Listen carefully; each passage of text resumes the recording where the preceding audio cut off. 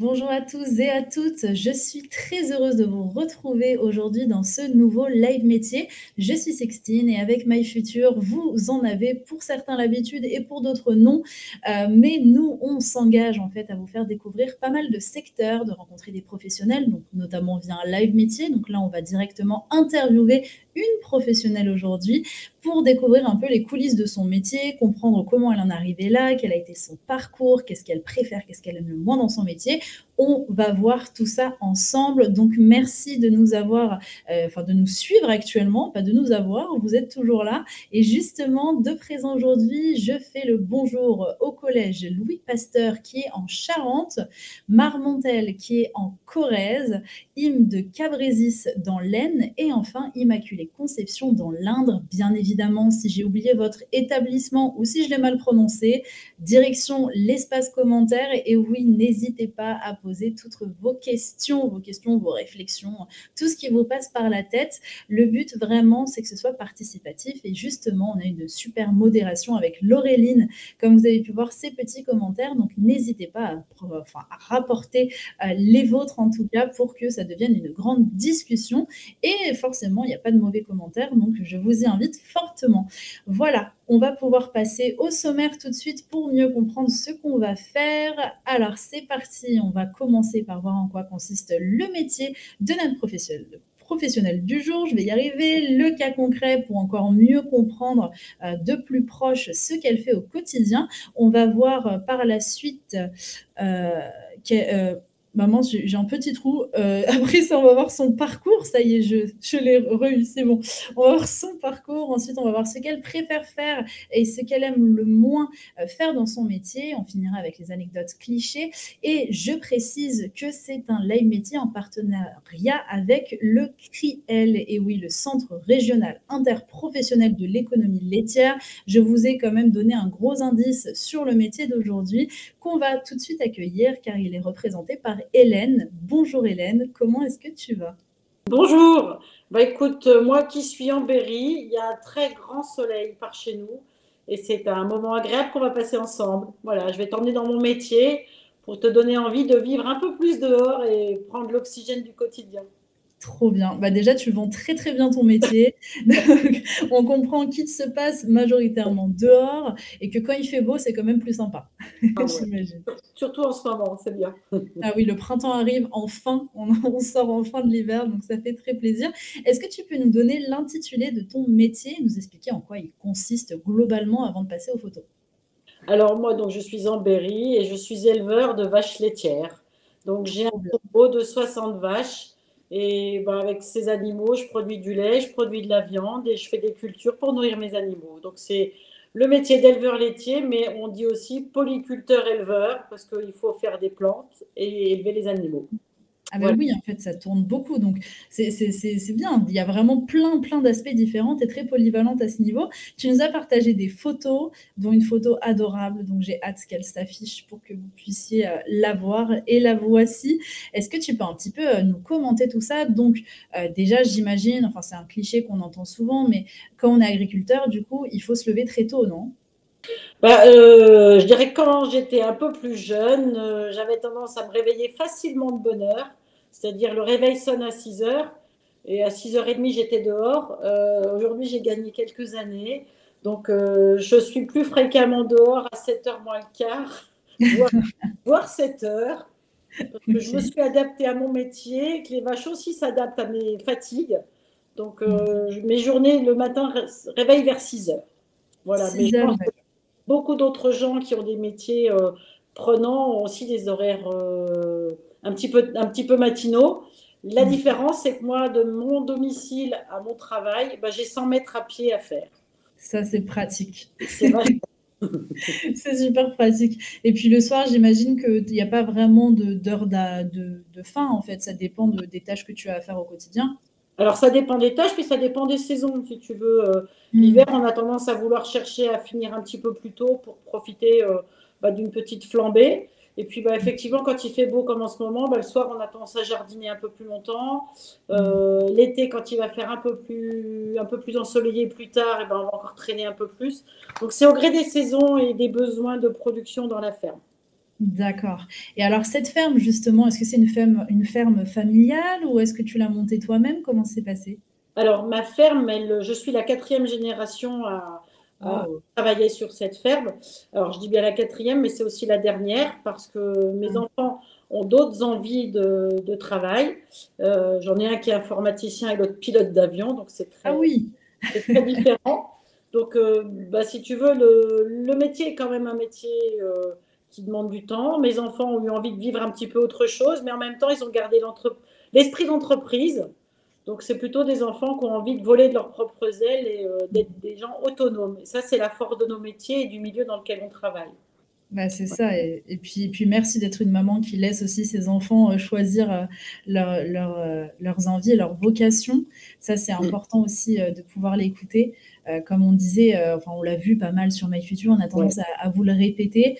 Certes, il faut entendre les avis, de ses proches, mais il faut surtout suivre ce que vous voulez réellement vous, parce que sinon vous serez peut-être malheureux dans vos jobs futurs. Donc pensez surtout à ce que vous voulez faire et n'ayez pas peur de le dire. OK, bon, bah, super. Mais oui, alors du coup, 4e génération, 5e, tu m'as dit? Quatrième. 4e, c'est déjà pas mal. Est-ce que tu as, agrandi, du coup, le nombre de vaches que tu as prises entre-temps? Est-ce que je sais pas, est-ce que c'était déjà, majoritairement, laitier et viande ou est-ce que c'est des choses que tu as rajoutées par la suite? Comment ça s'est passé? Alors, c'est une ferme sur laquelle, depuis les années 70, il y a toujours eu des vaches laitières. Elles sont arrivées D'accord. à ces périodes-là. Puis on a un petit peu fluctué sur le cheptel. On est monté jusqu'à 75 animaux en production laitière. Puis il y a eu enfin, des problèmes à certaines années. J'ai eu un problème sanitaire qui m'a Aïe. fait perdre pas mal d'animaux. Donc Mmh. j'ai réduit mon cheptel et aujourd'hui, ben, je considère que ça me convient bien parce que Mmh. je fais plutôt de la diversification. C'est-à-dire qu'au lieu de D'accord. produire que du lait, j'ai décidé de proposer aussi de la viande, ce qui fait que Mmh. je me suis développé un nouveau métier dans le métier de producteur, mais aussi de commerçant. Et ça me permet de croiser des gens, de discuter du métier avec des particuliers qui viennent à la ferme.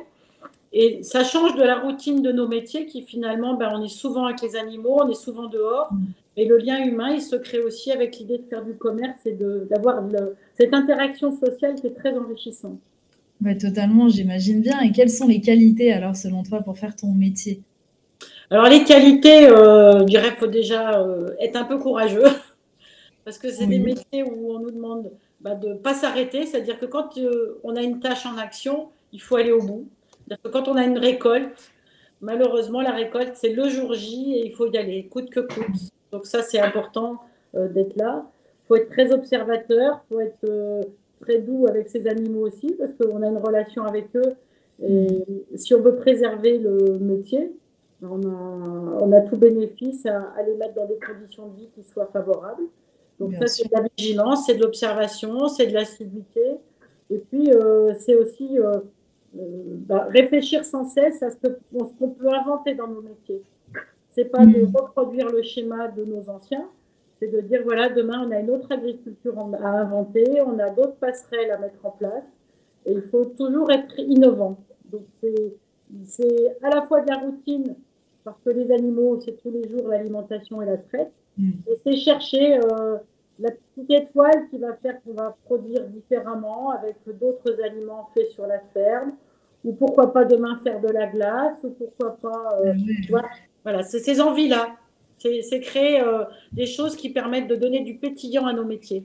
Mmh. Bah, c'est ça qui est aussi cette, belle liberté, j'imagine, dans ton métier, c'est aussi, bah, d'être, ta propre patronne. Donc Euh, de pouvoir, choisir, quelque part ce que tu veux. Bon, bien évidemment, on peut pas faire n'importe quoi, je vous vois venir, hein. C'est vraiment voilà, faut rester, dans des choix conscients parce que forcément il y a toute l'économique, enfin toute la partie, économique à gérer de l'autre côté. Mais, c'est cette liberté-là de pouvoir choisir, comme tu nous le disais, de se lever très tôt ou alors de choisir de se lever quand même tôt, mais un peu moins tôt que la veille, quoi.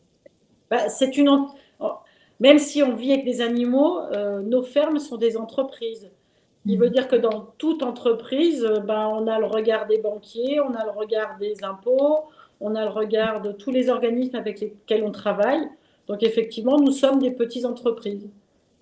Mmh. Voilà. Donc forcément, faire attention à tout ça. Très bien. Bah, en tout cas, merci déjà. On voit un peu mieux en quoi consiste ton métier. Est-ce que tu peux nous partager un peu ces photos que on voit là? J'en ai Alors, notamment la première qui est vraiment adorable. on a six jolies petites vignettes. Ben, la Ouais, première en haut à gauche, vous y voyez un petit veau qui avait 2, 3 jours. Et, dans mon troupeau, j'ai plutôt des races Primolstein, des noires et blanches qu'on aperçoit d'accord. assez fréquemment. Et depuis quelque temps, je me tente à faire des croisés avec du normand. Donc là, en l'occurrence, on avait un petit veau croisé normand et Holstein. On le OK. reconnaît par les petites lunettes autour des yeux Ah oui, trop mignon. qui sont OK caractéristiques. et donc ça aussi, ça me fait venir une question. Est-ce qu'il y a vraiment des différences entre les races que tu vas être amené à choisir? Parce que c'est vrai qu'on a le gros cliché de se dire: «Ah tiens, les vaches laitières, elles sont noires et blanches et c'est tout». Est-ce que c'est possible de faire du lait avec d'autres vaches et pourquoi c'est des vaches noires et blanches qu'on utilise d'habitude? Alors, c'est vrai que le choix de la noire et blanche est un peu historique parce que c'était la vache qui avait les qualités de production les plus volumineuses. Donc, elle répondait. D'accord, Après, on est capable de changer l'alimentation de nos animaux avec un autre équilibre alimentaire et de ce fait, on peut avoir un lait. Moi, aujourd'hui, j'ai fait le choix d'avoir des animaux qui sont moins productifs mais qui ont un lait très riche. d'accord. Voilà. Et il y a d'autres races telles que la Normande, la Brune des Alpes, la Montbéliarde, qui elles ont un peu moins de lait aussi et qui ont des laits aussi un peu plus riches. Donc, c'est une alternative que j'ai fait de faire des croisements ou de changer l'alimentation pour améliorer la qualité de mon lait. Et puis, on sait aussi que parmi les races laitières, il y a des races qui sont déterminées sur des zones de production fromagère. Donc, OK. il y a des races où on ne pourra utiliser que certaines races pour produire certains fromages. C'est des cahiers des charges qui Mmh. sont bien déterminés là-dessus. Donc, moi, je n'ai pas encore cette contrainte-là, mais j'ai fait évoluer gentiment mes animaux de cette façon-là. Trop bien. Bah, merci beaucoup. Là, j'en apprends plein. J'apprends énormément de choses. J'espère que vous aussi, n'hésitez pas si vous avez des questions à mettre dans les commentaires. Et puis, je te laisse, toi, Hélène, continuer à commenter les autres photos. J'essaie de Alors, moins on va passer t'interrompre. par la deuxième photo, celle qui est en haut au milieu. Ouais, Donc, j'avais une petite photo de la vue d'ensemble de ma salle de traite. La salle de traite, c'est le lieu, bah, c'est mon terrain de jeu où 2 fois par jour, les vaches vont se présenter pour se faire traire. J'ai aujourd'hui de quoi traire 7 vaches de chaque côté. Il me faut 1 heure et quart à peu près de traite. Après, on lave toutes les installations quotidiennement. Mes vaches font à peu près 25 litres de moyenne par jour. Voilà. ok. C'est assez raisonnable. Qu'est-ce qu'il y a d'autre? Et puis, on aperçoit en premier plan un petit ventilateur que j'ai installé dans ma salle de traite parce que l'été, quand il fait 40 degrés comme partout en France, eh ben, on aime bien avoir un petit courant d'air pour se rafraîchir et rafraîchir aussi les vaches. C'est sûr, j'imagine bien. Ok, Voilà. très bien. Alors, après, pour passer sur la troisième vignette, donc là, c'est les petits veaux en train de boire. Et l'outil rouge que vous apercevez, c'est un taxi à lait. En fait, c'est un tank à roulettes qui me permet de réchauffer le lait parce que les animaux ont besoin de boire du lait chaud pour avoir une meilleure digestion. C'est comme si on buvait de la soupe froide, on ne trouverait pas ça toujours très bon. Voilà, donc C'est on remonte le lait en température pour que les veaux boivent quotidiennement leur lait. Et c'est vrai que c'est des choses auxquelles j'aurais pas pensé, mais qui paraissent totalement logiques, finalement. c'est surtout très confortable parce que c'est un petit moteur électrique, donc je ne traîne plus de bidon. C'est un petit chariot qui me suit gentiment. Et quand les stagiaires viennent à la ferme, c'est une des premières choses que je leur apprends à faire, c'est faire boire les veaux et les observer au quotidien. Donc c'est Bah déjà alors, trop bien. contact. Mais oui, et donc tu prends des stagiaires, ça t'arrive de prendre des stagiaires? Quelquefois, je prends des stagiaires. Alors, ça dépend de la cadence du boulot, ça dépend des périodes, parce qu'il y a des personnes où on a moins de travail. Donc, il arrive qu'on prenne des stagiaires à partir de 17 ans, parce qu'en dessous, c'est compliqué, on ne peut pas les mettre sur les Mmh, tracteurs. Il y a des réglementations pour les jeunes, trop jeunes. Donc, bien sûr. donc, quand ils ont 17, 18 ans, on peut les mettre sur les tracteurs après plus facilement. Trop bien, mais ça, c'est génial de proposer ça aussi pour que les jeunes découvrent un petit peu le métier. Je trouve ça super et puis l'autre chose que je remarque aussi, c'est que du coup, il y a quand même énormément d'outils maintenant pour, aider, les agriculteurs, à travailler, sans avoir nécessairement, à trop s'embêter. Je veux dire, là, par exemple, comme tu disais, là, ce fameux, chariot, c'est plus pratique qu'à l'ancienne où j'imaginais, il fallait venir avec les seaux. Bah, tu viens avec les seaux, tu viens avec les bidons qui font 20 kilos chacun. Donc, Ouais, c'est ça. tu mets 20 kilos dans chaque bras, tu le fais quand tu es jeune, puis après, tu as mal. Ah Donc, bah ces assistants-là sont quand même des conforts pour les animaux et pour l'humain qui bosse avec. Bien sûr, et puis pour le temps aussi passé, je pense aussi à la traite, ce genre de choses. Bon là, ça fait longtemps que c'est automatisé, mais Et après, il existe pour les salles de traite des robots de traite. Donc, ouais. c'est des bras articulés qui viennent avec un système de détection pour brancher les vaches, qui viennent spontanément se faire traire. Moi, j'ai pas fait le choix de partir dans ces équipements-là parce qu'aujourd'hui, je trouve que c'est très cher et que la rentabilité pour payer ça est pas à la hauteur. Donc, je Mmh. préfère continuer la traite comme ça. On est plusieurs dans la ferme à travailler. J'ai un salarié. Donc, D'accord. avec mon salarié, c'est aussi plus sympathique d'avoir un salarié qu'un robot. C'est sûr, je partage cet avis. On a justement une question de Mathéo dans le chat qui te demande: «Est-ce que vous élevez d'autres animaux que des vaches?» Ah, il y en a un qui est observateur. Voilà. Le petit logo là que vous apercevez, c'est le Ah logo de oui? la. Eh oui. C'est une ferme sur laquelle on a aussi une pisciculture Trop bien. qui a eu une belle production il y a une dizaine d'années, mais aujourd'hui qui reste un petit peu plus calme, où je produis de la carpe coille. Cette carpe coille, c'est plutôt un poisson destiné pour les bassins d'ornement ou alors de très gros spécimens qui font 5 à 7 Oui, kilos c'est ça. voilà, pour les carpodromes, pour les pêcheurs qui veulent faire des belles photos avec des gros poissons comme ça. D'accord, OK, c'est vraiment les carpes qu'on imagine aussi dans tous les bassins japonais aussi? Exactement, c'est exactement ces poissons-là. OK, c'est de jolis poissons. D'accord, et depuis combien de temps, Ça fait une vingtaine d'années qu'on avait Ah développé ouais. cette activité-là sur la ferme et puis depuis 5-6 ans, ça devient très compliqué parce qu'on est en concurrence avec les oiseaux. Ah! Les oiseaux piscivores, donc ceux qui mangent du poisson, qui me font des destructions énormes dans les cheptels. Donc Ah ça devient ouais! compliqué d'élever du poisson quand les oiseaux détruisent mon troupeau. Ah oui, parce que pourtant les carpes, c'est quand même gros. Enfin, bon, Alors, c'est le problème, c'est ce qu'on qu'avant dit, d'être mais gros, c'est petit, et quand c'est petit, c'est facilement mangé par des oiseaux. OK. Bon, bah, on va se méfier des oiseaux alors. Le cormoran en particulier. C'est ça, méchant cormoran. On donc ensuite, je vois, les champs, donc le travail des champs. Qu'est-ce que tu fais sur la photo? Alors, sur cette photo-là, on était en train de faire une récolte en fauchait. C'est-à-dire qu'on a une faucheuse, c'est une récolte qu'on fait au mois de mai. Ouais. Euh, c'est de l'ensilage d'herbe ou de métail. Donc, on fauche pour laisser sécher un petit peu l'herbe. Et après, on revient avec une grosse machine qu'on appelle une ensileuse qui Mmh. va ramasser avec des petits peignes toute cette marchandise-là. Mmh. Et on va récolter ça pour mettre après dans nos silos et faire l'alimentation des animaux pour l'année entière. C'est ça, donc en gros, faucher, c'est couper. Donc Pocher, vraiment et après on ensile pour faire un gros stockage où l'alimentation va fermenter comme de la choucroute. Et c'est ce qui va servir d'aliment pour les animaux pour l'année entière. donc ça, c'est pratique parce que du coup, la Ouais. nourriture, tu as pas forcément besoin d'aller l'acheter ailleurs vu que c'est autoproduit, Ben, je même peux si autant c'est produire moi-même parce que je fais le choix exactement de ce que j'ai besoin. Je mmh, sais quand intervenir et intervenir au meilleur moment pour avoir la meilleure qualité. Effectivement, quand je te dis c'est l'année entière, ça veut dire que si je me plante, j'ai un an d'aliments boiteux sous la main. Donc, quand c'est l'heure, c'est l'heure. Pour mmh, avoir le meilleur aliment, pour que nos animaux aillent le mieux possible pour l'année complète. bien sûr, ça aussi, c'est à contrôler, Ouais. bien évidemment. Et ensuite, qu'est-ce que c'est la photo après? Alors, la photo en bas, c'est une photo de table à manger pour une vache. Alors, petite Ah! anecdote, j'ai voulu faire une photo qui regroupait la ration type d'un animal chez moi.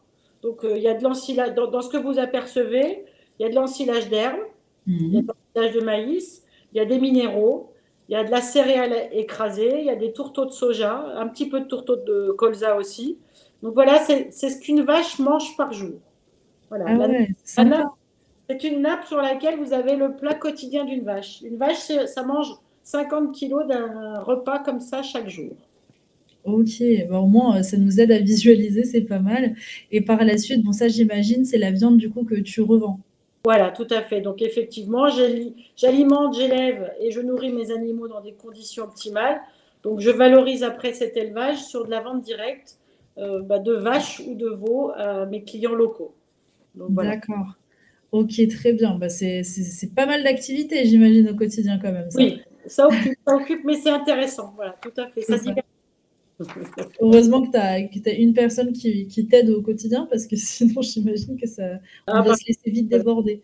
bah après, dans ma tête, si tu veux, j'ai chaque chose après l'autre. Si tu Mmh. veux, pour pas se faire déborder, il faut prendre le temps de faire une chose pour passer à la suivante. Éviter de faire des amalgames dans les activités et de s'embrouiller les pinceaux. Donc, Bien sûr, je sais manque organisation. beaucoup d'organisation. Voilà. OK, je note. Écoute, je te propose qu'on passe au cas concret pour voir si on a bien tout compris, refaire un petit tour. Donc alors, quelle mission? Faire naître des animaux et les élever dans les meilleures conditions. Donc c'est vrai qu'on n'a pas parlé des naissances, mais forcément, et qui dit élevage dit naissance. Les problèmes, les aléas climatiques, donc forcément la météo, s'adapter aux animaux. Qu'est-ce que tu entends par s'adapter aux animaux? S'adapter aux animaux, ça veut dire que quand tu as un village, bah, faut être pas loin, rester à, Une, une voilà, naissance? naissance. Donc ça veut dire qu'il faut être dans le parc, dans le secteur. Il faut observer les animaux sur leurs besoins. C'est-à-dire Mmh, qu'en termes d'espace de vie, en termes de qualité alimentation, tout ça, c'est des choses sur lesquelles bah, c'est l'animal qui va déterminer un petit peu mon temps libre. Tu vois, par exemple, il y a 10 jours de ça, il y a un dimanche matin, on avait éventuellement prévu de bricoler dans la cour. Ben, quand on a commencé la traite, j'ai une jeune vache, j'ai vu avoir des premières contractions. Donc, il a fallu rester pas loin. Et puis, j'ai vu que ça traînait un petit peu trop. Au lieu de ça se la passait laisser. pas bien, quoi. Ah, ça se passait pas bien. Ça traînait. Donc, à un Mmh. moment, j'ai dit, bah, il va falloir en intervenir. Donc, à 11 heures du matin, ben, j'étais en train de véler mon animal parce que Mmh. je voulais être sûre que le veau soit vivant. Je n'aurais pas. Enfin, je serais partie me promener ou j'aurais dit, bah, allez, ça se débrouille. Allez, bacache, on se bat. Bah ouais, elle aurait été Peut-être en qu'il y aurait eu un difficulté. problème. Donc, ça veut dire que, voilà, faut que je sois pas loin. Alors, après, je dors pas avec. Mais tu vois, l'été, par exemple, aussi, quand je dors, il fait chaud, j'ai les fenêtres ouvertes. À l'oreille, je sais ce qui se passe dans mon bâtiment. Et donc, s'il y a Mmh. une vache qui est en train de véler et que ça se passe bien, je le sais. Si ça se passe mal, le bruit est différent. Donc, Ouais, c'est ça. je sais si je peux dormir tranquillement ou pas. Mais c'est un peu un sixième sens, j'imagine que tu Bah, développes petit à petit grâce à ton expérience de voir, même au premier regard, si un animal, se sent pas très bien et qu'il faut lui apporter secours. Donc ça aussi, toutes ces choses, on l'oublie, mais c'est bon, c'est très relationnel et non pas forcément qu'avec les humains, mais avec les animaux aussi. tout à fait, mais voilà, c'est l'accumulation d'expérience et puis bah, c'est l'attention qu'on porte au lien qu'on a avec nos animaux. Bien sûr. Alors, on a quelques questions dans le chat pour conclure, parce que justement, au niveau de ce cas concret, parce que l'adaptabilité, je vais y arriver, et observation, on a bien compris que ce sont les maîtres mots. On a Mathéo qui te demande, est-ce que vous prenez des vacances? Oui, ah oui. Ah, Alors on n'en prend pas beaucoup. On a pris une dizaine de jours en janvier et si tout va bien, on reprendra quelques jours fin août, début septembre. Voilà. génial. Et on prend quelques week-ends de temps en temps quand il y a un créneau au niveau météo. Mais pour l'instant, c'est pas prévu au programme parce qu'on a des gros projets dans la cour. Mmh. On est en train d'organiser un concert à la ferme, tu vois, pour divertir Oh! et rencontrer du Super. monde. On organise un concert à la ferme, donc on est plutôt dans les aménagements et on a tellement de plaisir à faire nos préparatifs qu'on part pas en week-end. Je comprends, mais super, ça c'est génial et puis c'est bien, ça casse un peu les clichés qu'on dit, souvent, voilà, les éleveurs, ils peuvent jamais partir en vacances. Bah, c'est possible, en fait, si on est bien organisé, j'imagine bien. C'est beaucoup d'organisation, puis après, c'est d'accepter de faire confiance. Oui, Ça, bah c'est oui, une forcément. étape à franchir. C'est voilà, c'est on laisse nos animaux à quelqu'un d'autre. Et si on n'est pas là, enfin, même si on était là, il y aurait un problème. Donc, avec ou sans nous, chacun doit prendre ses responsabilités. Donc, on laisse grandir ceux qui sont à côté de nous et ils apprennent à devenir autonomes. Mmh. Ouais, j'imagine que ça doit pas être simple, mais en même temps, au moins ça permet de pouvoir, souffler de temps en temps. Alors, on a une question de Lucie qui te demande: «Quels sont vos horaires et les jours travaillés?» Donc j'imagine que c'est presque du, 24 heures sur 24, en termes Alors, de nos horaires, présence. le réveil sonne à 6 heures. Moi, je vais commencer vers un petit 7 heures. En semaine, je finis vers 6 heures. Et le dimanche, bah, c'est un peu plus relâche parce qu'on n'entame pas de gros chantiers. Mais le Mmh. dimanche, le samedi et le dimanche, les vaches sont alimentées, les vaches sont prêtes. Bah Jour, oui. jour férié, jour de Noël, ça c'est, on ne déroge pas à la règle. Mmh. Après, on ne fait pas de chantier dans ces moments-là, mais on a cette obligation-là. Ben, bien sûr, les animaux, c'est H24, comme on dit. Ouais. Très bien. Bah, écoute, je te propose qu'on remonte un peu le temps, on passe à ton parcours. Est-ce que, quand tu étais jeune, donc on a compris que c'était une affaire familiale, mais déjà, quand tu étais jeune, tu avais envie de reprendre tout de suite, la ferme ou est-ce ah non, non? Parce que je vois que tu as fait un bac scientifique. Est-ce que tu avais, d'autres projets? Oui, quand j'étais jeune, bah, j'avais plutôt envie d'expérimenter d'autres métiers parce que finalement, ayant vu aussi mes parents travailler dans des conditions pas toujours faciles, j'avais envie de me laisser tenter par la vie à la ville et au métier d'un monde un peu plus citadin.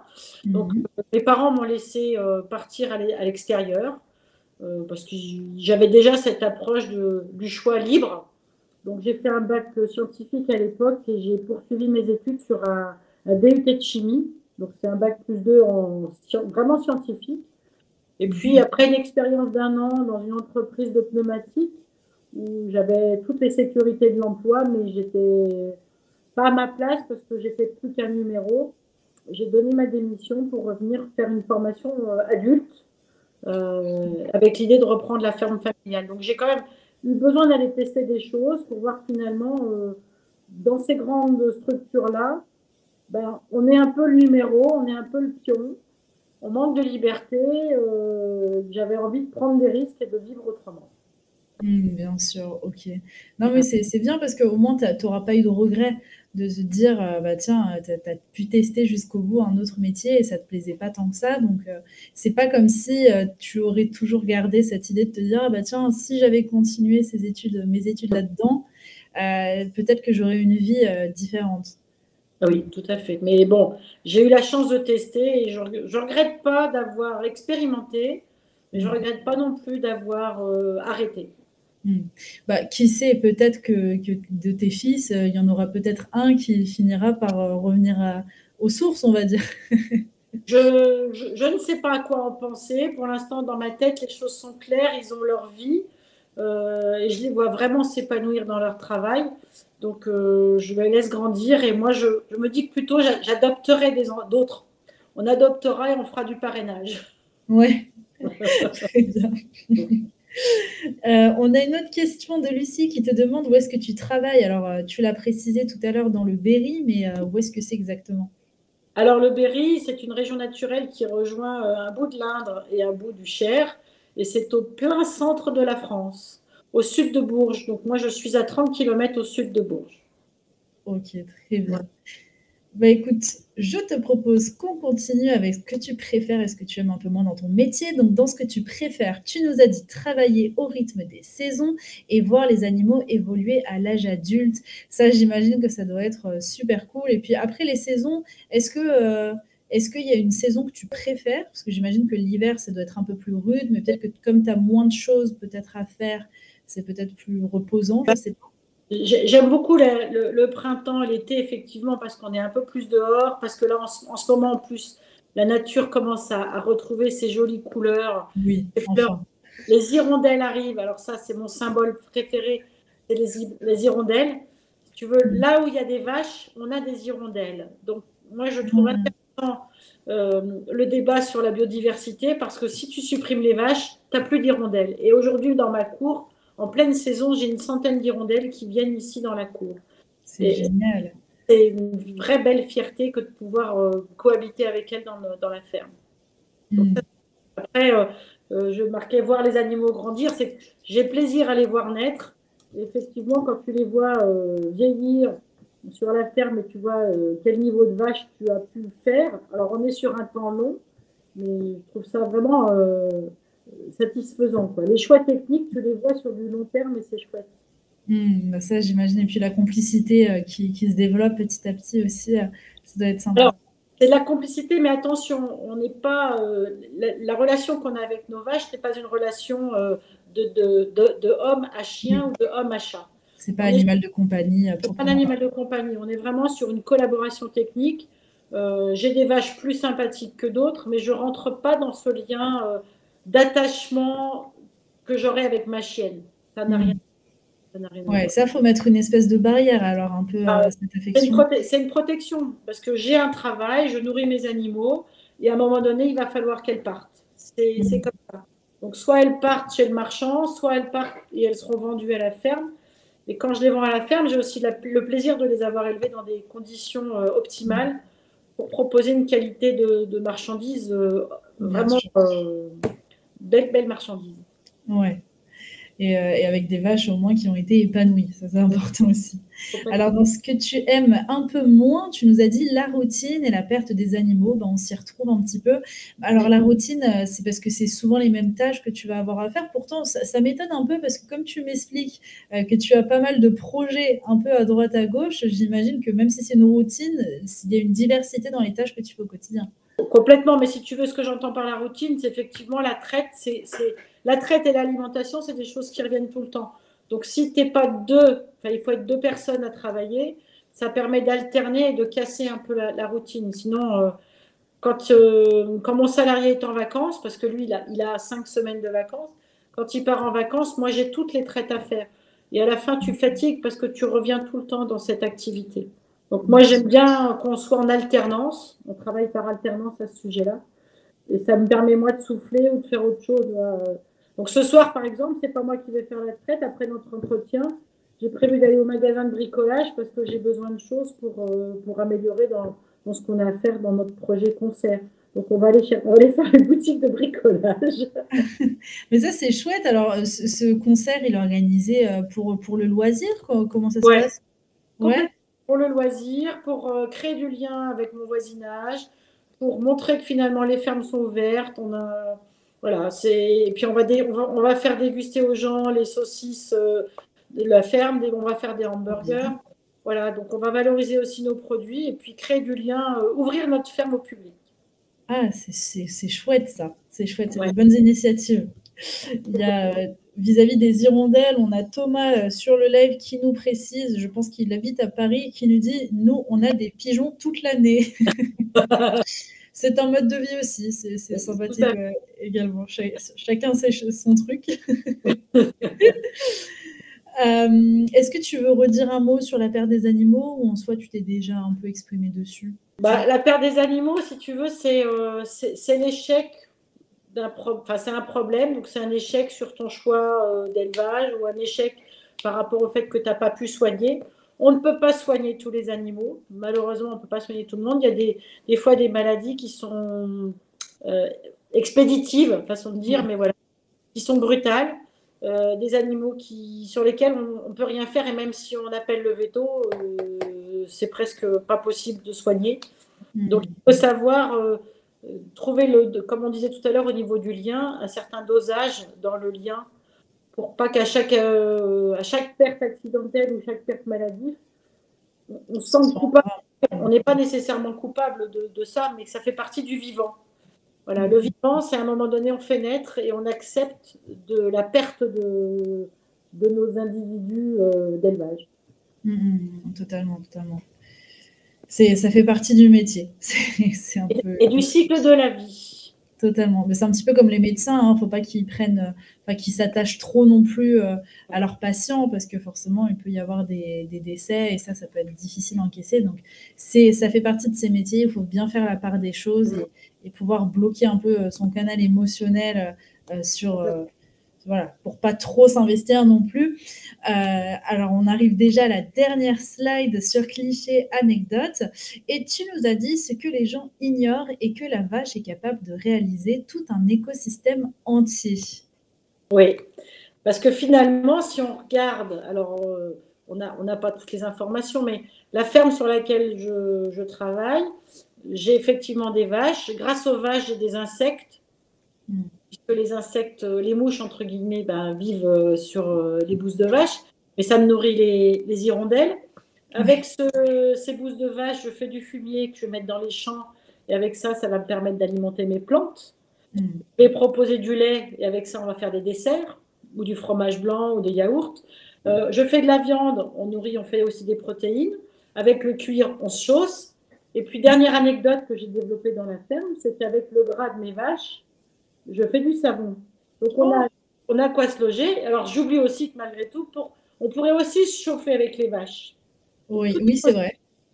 Parce qu'elles ont leur chaleur, parce que les déjections, soit on fait de la méthanisation, mais moi j'y crois pas trop, mais les fumiers qui sont en tas chauffent, on pourrait récupérer la chaleur de ces fumiers et puis chauffer des maisons comme on le faisait au Moyen Âge. Mais bon, Bah, ça c'est c'est ça, pas. ouais. Ouais. Bon, Voilà, encore, il y a pas si longtemps encore, hein, enfin, pas si longtemps quand même, des années 1900 encore, moi je sais que dans certains villages, il y avait encore des maisons où l'étable était, sous les habitations justement pour pouvoir chauffer les pièces. tout Donc à fait. bon, maintenant Donc, on a l'électricité, mais complètement. Donc la vache, elle est très multipotentielle finalement.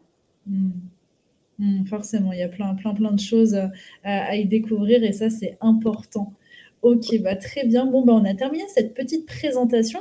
Est-ce que tu as un mot, un conseil, quelque chose à dire aux jeunes qui nous regardent, qui peut-être hésitent à se lancer, dans le domaine, en tout cas, de l'agriculture?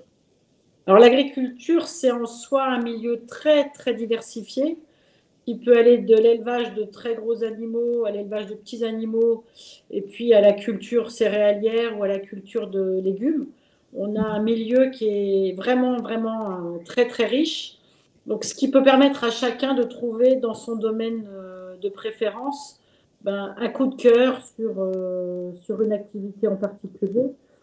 Et que c'est un milieu qui demain va faire appel à énormément de monde parce que nos populations de paysans sont plutôt en voie de disparition.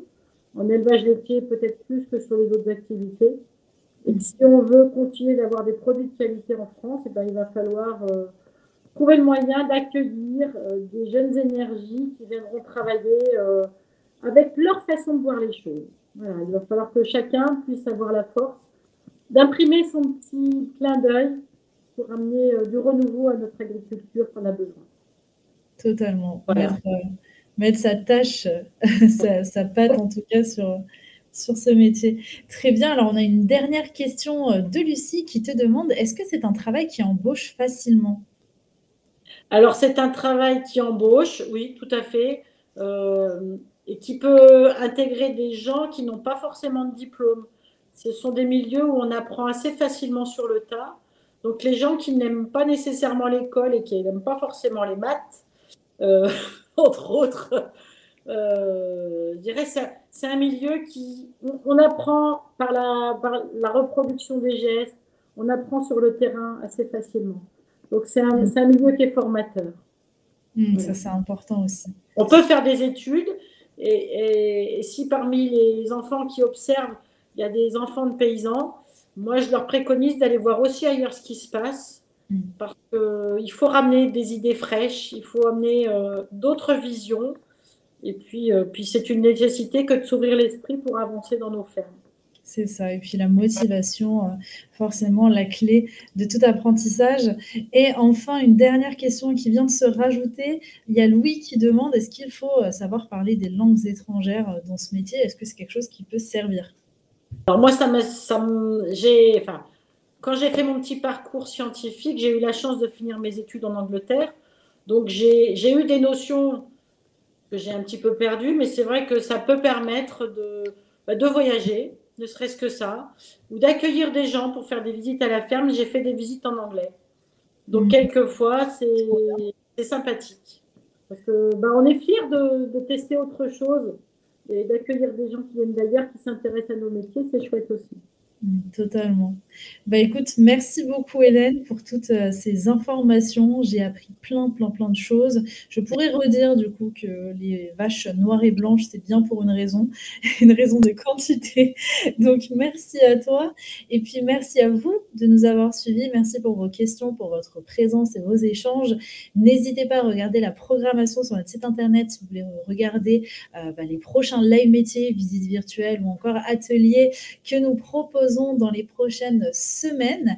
Et puis, vous avez aussi un Typeform que Laureline va pouvoir vous mettre dans les commentaires à remplir. Ça nous aide vraiment à nous améliorer pour les prochains live métiers. Et puis, je vous dis, enfin, je vous souhaite plutôt une très bonne fin d'après-midi. À toi aussi, Hélène. J'espère que tu as passé un bon moment. Et puis, bonne continuation à toi et peut-être à un autre jour, qui sait. Bientôt. Au revoir. Au revoir.